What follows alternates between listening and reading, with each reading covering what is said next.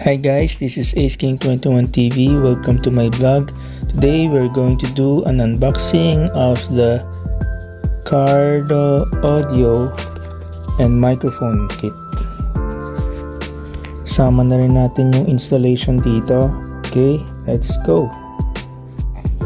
Actually, essential tong kit na to if you're going to use more than one helmet. Just like in my case, I have another helmet, nandun yung Cardo bolt ko. So, pag ito kasi, meron kang ganito, hindi mo na kailangan lipat lahat ng gamit.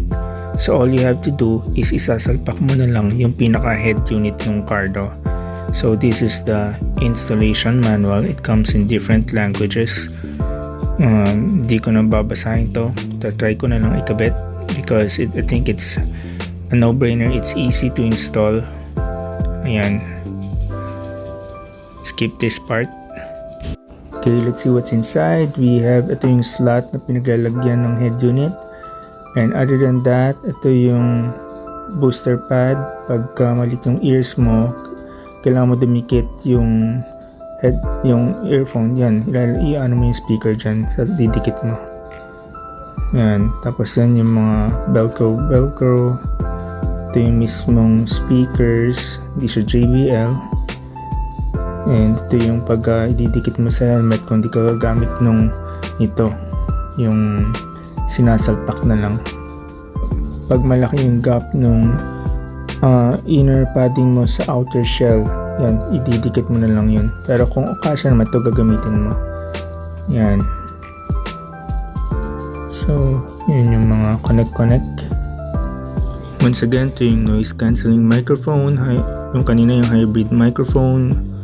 Dyan. Yan. So ngayon kakabit na natin.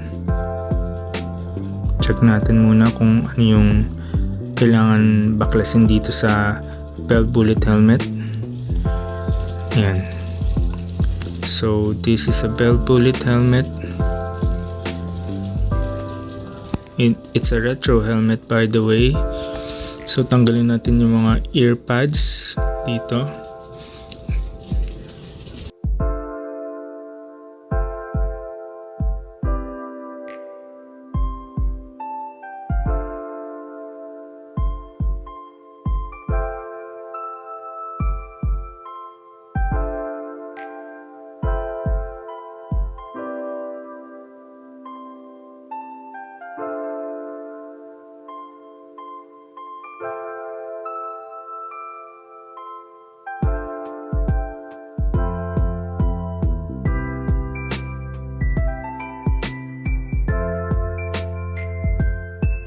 Okay, so yan, natanggalin natin.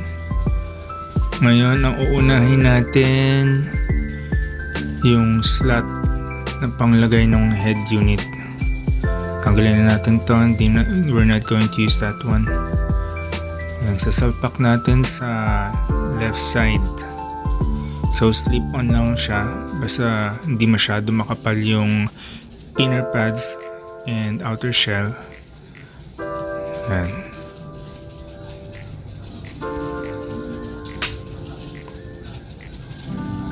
So ito yung microphone na gagamitin natin. Attach lang to, mabilis rin lang ikabit to. May velcro. Saka 3M sticker sa behind it. Yan, so first check kung kakasya. Okay, so this is the velcro. I-attach natin sa may slot ng ears. And then after that, kakabit natin dyan yung speaker. So first, dito tayo sa bandang left side.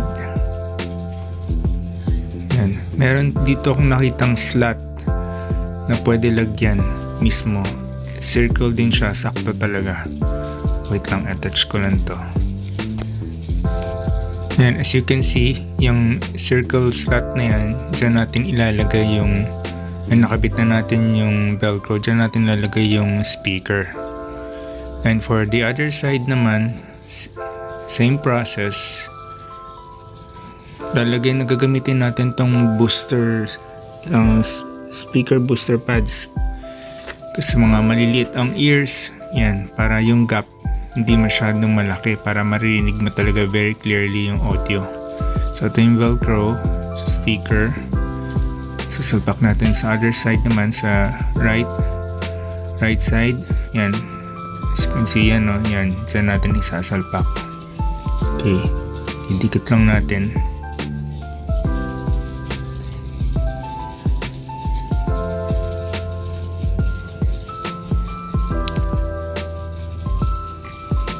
Okay, so next, didikit natin yung speaker booster pads. It's the easiest process sa lahat. And make sure maayos ang dikit. Okay, yan, dikit na natin to. So both sides, lalagay natin to. Kasi medyo malalim yung slot niya dito eh. Didikit lang, salpak lang. Easy to install. Yan, okay. So sa other side naman, ito lalagay natin. Yan.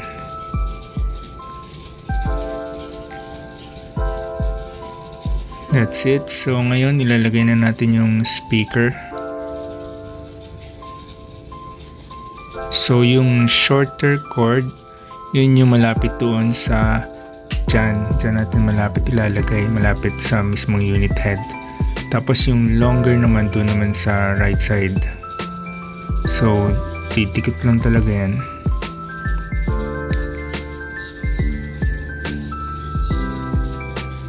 Then after yung mga pads, cover na natin, babalik na natin. Ayan. Mga cheek pads. Para itago yung mga cords. Hindi pangit tingnan. Ayan. Kapit ko na to. Okay. Next. Yung other side naman.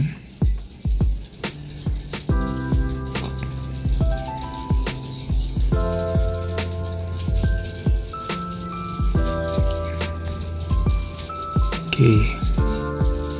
Ngayon tatago na natin siya sa loob.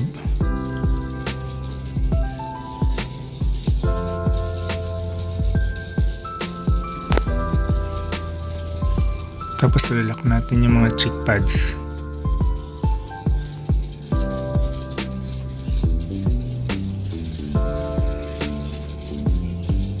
Yan. Next is our mic.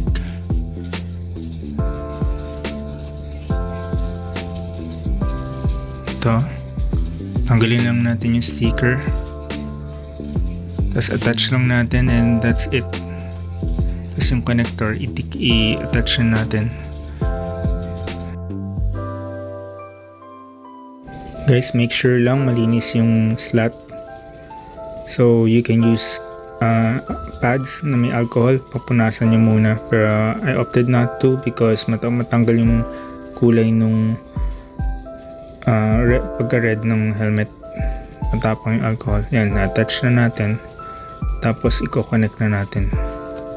Yan.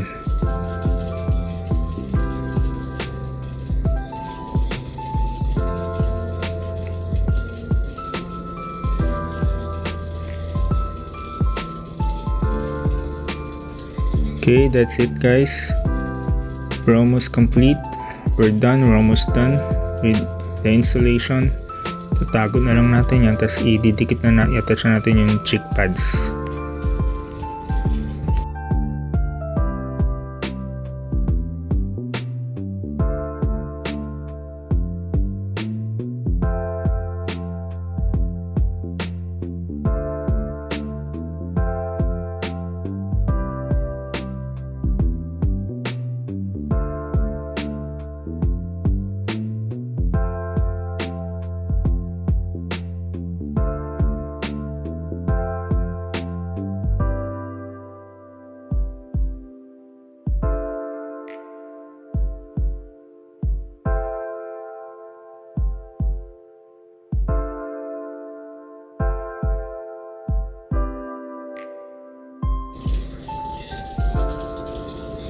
Okay guys, we're done. Ngayon ititest lang natin kung masakit siya sa ulo, kung medyo yung cord blocking some part of our sa likod. Yan, double check nyo lang natin. That's it.